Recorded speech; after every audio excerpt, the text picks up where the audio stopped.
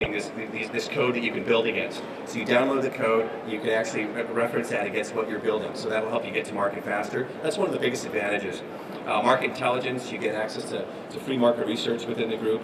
Certification, so we'll get you into the test labs and help you get your product through. And then collaboration. If you're in the connected health, if you're looking at connected health, this is one of the greatest groups to be in. We have everyone from chipset makers to handset makers, health providers, and medical device makers are in this group. It's one of the only in the world that has all of this.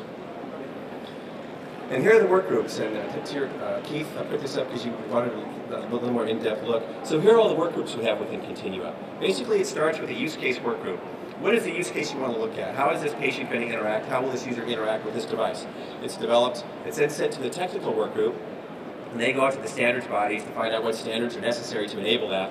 And then we build test and cert profiles against that so that you can get those devices to market. Another two important groups are policy and regulatory. And those are working with government agencies to make sure that politicians understand the importance of this and why they need to help direct these standards. And then regulatory, so we can get the regulations written. Then we have a new market adoption work group, which is bringing together the device makers, the service integrators, and distributors, so we can begin to help all of these parties meet each other. As you can imagine, this is such a brand new market that many distributors don't quite know what to do with it yet. You have your traditional distributors that sell these medical devices on this side. You have other distributors that have phones on this side. Well, how do we train these new distributors to pair these and ship them and be able to handle that? So we're working with the world's largest distributor right now to educate them and have them help us. So what they would do is they would stock millions of these, so that back there someone could buy 10,000 and they would know what to do and kit it up. Over here someone could buy 5,000. Right now it's a cottage industry. You have one entity that might call this company directly, order them. They might go up, buy off-the-shelf phones and do all of their own integration. A little cottage industry maybe out of their garage. So we're trying to enable that component as well. And then we have localized groups as well. We have a specific EU group that works within the EU. We have, I think, 7 trials going on and 7 pilots in 7 different countries. So they focus specifically on how we get Continua adopted here.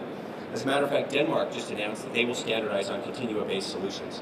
So we're hoping that'll be a domino to take it through the rest of Europe. In Japan, there's a work group there, because each group is slightly different. So in Japan, we had a very powerful event not long ago, the tsunami. Well, after the tsunami, they very quickly deployed Continua-based solutions for a couple of reasons. One is that they could set up clinics all over the country and be able to use the same devices. They didn't have to worry about an integrator coming into each region. And the other component was that they were able to share a common health record. I'll show you how that works in a minute. China just started their own work group last year, and we just kicked off the India work group last week. And the India work group is unique because what they're worried about is what's called the bottom of the pyramid. How do they go do checkups with people that have never seen a doctor? So what we want to enable there are Android phones with a set of sensors so that a health technician can go into the field and find people with hypertension, diabetes, so you can get in very early. And so globally, the number of doctors is decreasing, chronic illness is increasing, aging in place is increasing, so we need a brand new set of technicians and remote care workers that we need to enable. So this is another component we're working on with India in that work group. So here's the architecture, a very metaphorical comparison. But right now, if you look at the left-hand side here, every system is proprietary that you see out there. Think about that like the Veterans Administration. They have the same weight scale in every single set, but everyone's implemented it differently. And they all have different record systems, not scalable at all. So with Continua, you basically can have plug-and-play radios, plug-and-play sensors with the Bluetooth radio, with Bluetooth low energy, tie it back to a standardized health record system. So this is what happened in Japan. So in Japan, they were able to deploy sensors very quickly all over the country, and then as these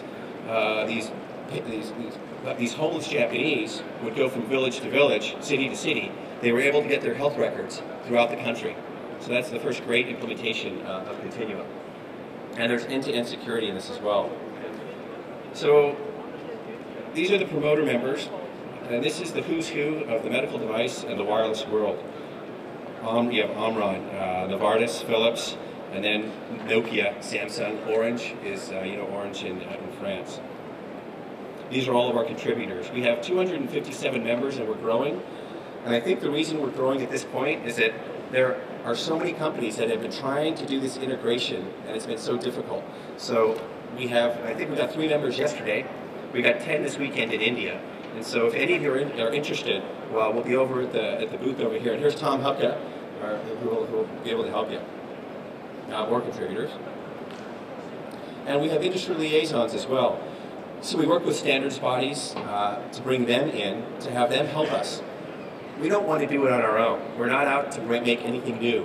We're out there to take off-the-shelf standards and optimize them for connectivity. Again, Bluetooth might be the best example, where we went in, Bluetooth wasn't sufficient. I'm sure all of you have had your adventures with Bluetooth. We did not want that to happen in the health world.